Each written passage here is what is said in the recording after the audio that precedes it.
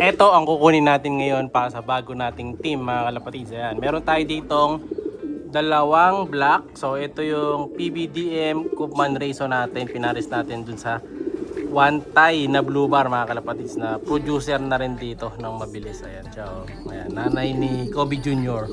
So ito yung dalawa nilang anak na kukunin natin. So tatry natin to off color sa likod, no? So pakita ko sa inyo. Ang problema dito yung isa dito. Walang balahibo sa ano eh. Sa bangwis. Kunin natin yung isa. Ito yung isa. Siya mga kalapatids, oh. Ganda, oh. So para silang black bar mga kalapatids, yan. Malapating itim ang bar. Ayan, oh. Pakita nyo yung bar niya sa katawan. Diba lalo pagka yan, may flash. Kitang kita natin yung liwanag. Ayan, haba na ng buntot na ito. Actually, expire na yung pagtambay nito sa mga magulang niya. Haba na ng buntot, oh. Mga ano na siguro to, 25 days na to. Usually kasi 22 days nililipat ko na. So lilipat na natin sila dito sa bagong pwesto. Ayan, na may nakalagay na apog sa sahig, tapos oregano sa loob. Para di sila magkaroon ng bulutong. Ayan, ganda. So kunin natin yung kapatid niya. Subuhan ko muna to ng ano, Ideal, ay Wakamoto, saka pula puti. Ito kunin natin yung isa naman. So ito yung sinasabi ko sa inyo na parang may sugat. Parang natuktok yung ano niya, yung balahibo. So ito siya. Ayan, oh. So parang naano to ng magulang niya mga kalapatids eh. Parang pinagtutuka. Pero yung isang side ay pati pala yung buntot. Ayan, oh. Nabalatan yung ibon natin mga kalapatids. So binalatan siya. Minsan may mga breeder na ganito eh. Ayan, masungit yung breeder natin na yun. Oh, pero yung isa, kita nyo makinis naman. Siguro napagtripan lang to isa. No? Oh, ayan, oh. Oh, ito yung buntot niya, oh. Nakitang-kita na yung guhit ng buntot, pero mahaba na rin. So pwede na rin siyang lipat, ayan. So parang ito yung babae. No? So second bird pa lang to. Tingnan natin yung susunod pa. Ito, meron naman tayo dito of color. Ayan. So kung kanina itim, ito grisel naman mga kalapatids. Yeah. Ayan, naglilimlim yung nanay niya na Campus Arden sa kain Japan na tatay. Ito yung inakay. Ayan, oh. So, ganda ng inakay mga kalapatids. Ayan. Solid birds. So ano siya? Parang tiger grisel yata ang labas o grisel na white grisel lang. Pero hindi siya black beak eh. Ayan, oh. Laki na rin ito. Ito overage na rin to sa cage. No? So late ako dito. Kita niyo buntot mahaba na, oh. Pwede ng plier. Baga nito, ang ano ko dito late na. Nasa ano na siguro to, 25 days mahigit na to. Ayun, oh. Pa 1 month na to. Kumalalas pag kasi magulang eh. Kaya inaalis natin kagad, no. Kaya lang ito na late. So makakasama niya sa loft or sa cage. Ito yung dalawang itim. So yun na sila. Tatlo na. Pangapat ito, bagong itlog pa yung magulang niya. Ayan, oh. Kakaitlog lang kanina mga kalapatids. Ngayon. So kunin ko muna yung itlog. Ayan, tabi natin. Ayan, kita nyo yung itlog, basa pa. Lalagyan natin ng pugad. Although papasitter ko lang to itlog na to eh. Ayan, so ito yung magulang na yan. So yung Luis Chu cross kay Kobe Jr. Ayan, ang ating 18 times winner, 1 times lap winner. Kunin natin anak nila blue bar. Yan, ito yung anak nila na blue bar. Ayan, oh. Batang bata. Pag natin dito sa uy, huwag ka tatalon. Hop. Ayan. Oops. Ayan, blue bar.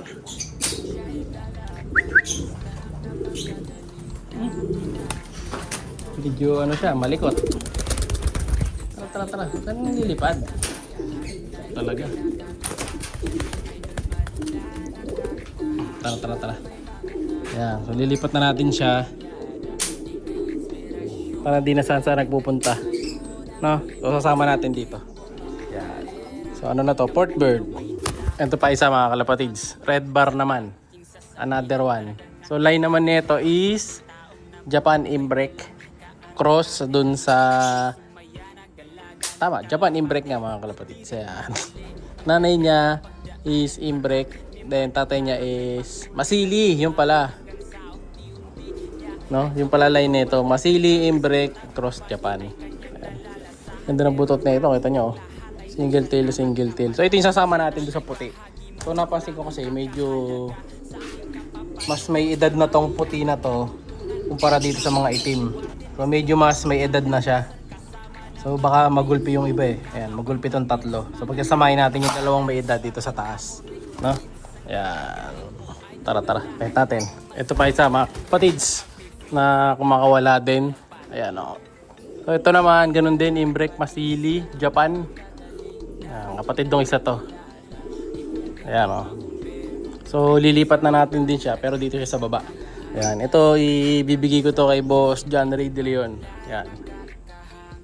Para sa kanya to. Pero next week pa niya makukuha to kasi nga hindi pa masyadong malakas magsikain to eh. Pagka next week, medyo mas okay na. Pero malaki na yan, mahaba na buntot. Ayan o. So ito yung mga kasama niya. Yung mga may dilaw din sa ulo. Ayan o. May mga dilaw-dilaw pa sa ulo. Yung mga yung kasi medyo mas matured sa kanila. Yun ang pinagsama-sama ko. Pasok na natin. And then last batch. Ito yung dalawang last batch natin mga kalapatids. Ayan.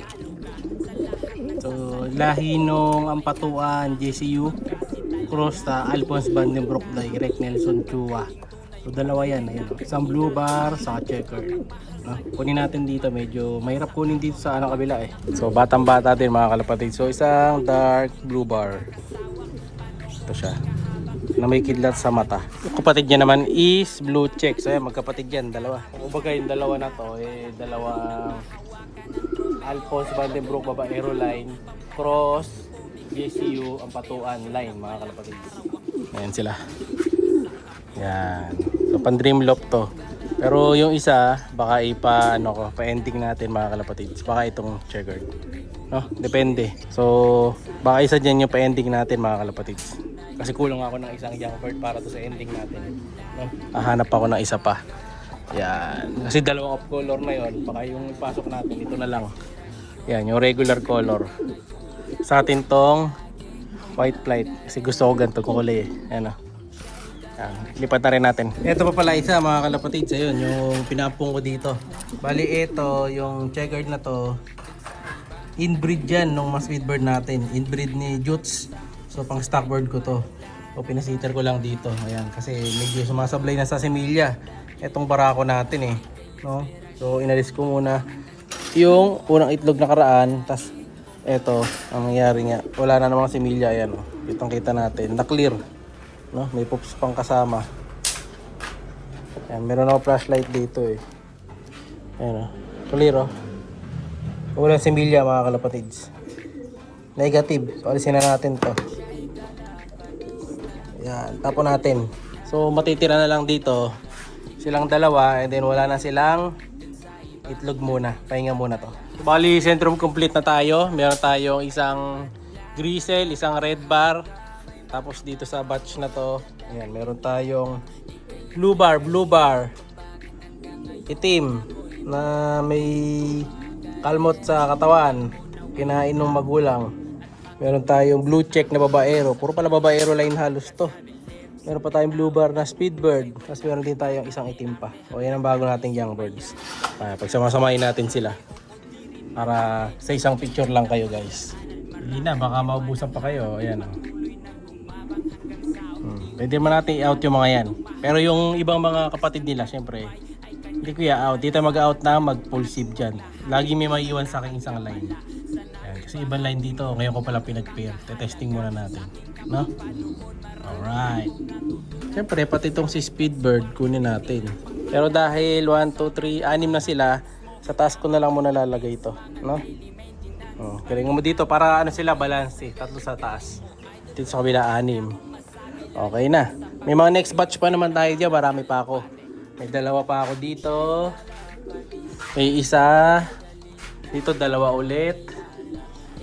Din dalawa ulit. So 5. 6, 7, may dalawa doon. Isa, 8.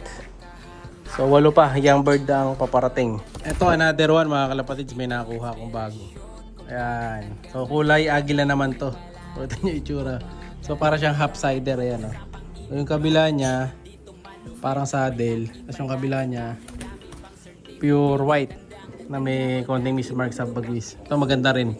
So ano naman lahi nito? Japan Cross Pure Alphons. Ayan, lilipat ko na rin to. Yung bagus niya, kita niyo yung ilalim ng bagus niya. May ganun pa pero pwede na lipat to, no? So siya yung kukumpleto sa team natin. So yun na muna para sa araw na to, no? So abang-abang kayo ha, yung pinaparapol natin this January. Kaya kung hinihintay nyo, mag-comment lang palagi para kayo na makatanggap. Bye-bye! Siya ay kalapatistang napakagaling na kinakilala.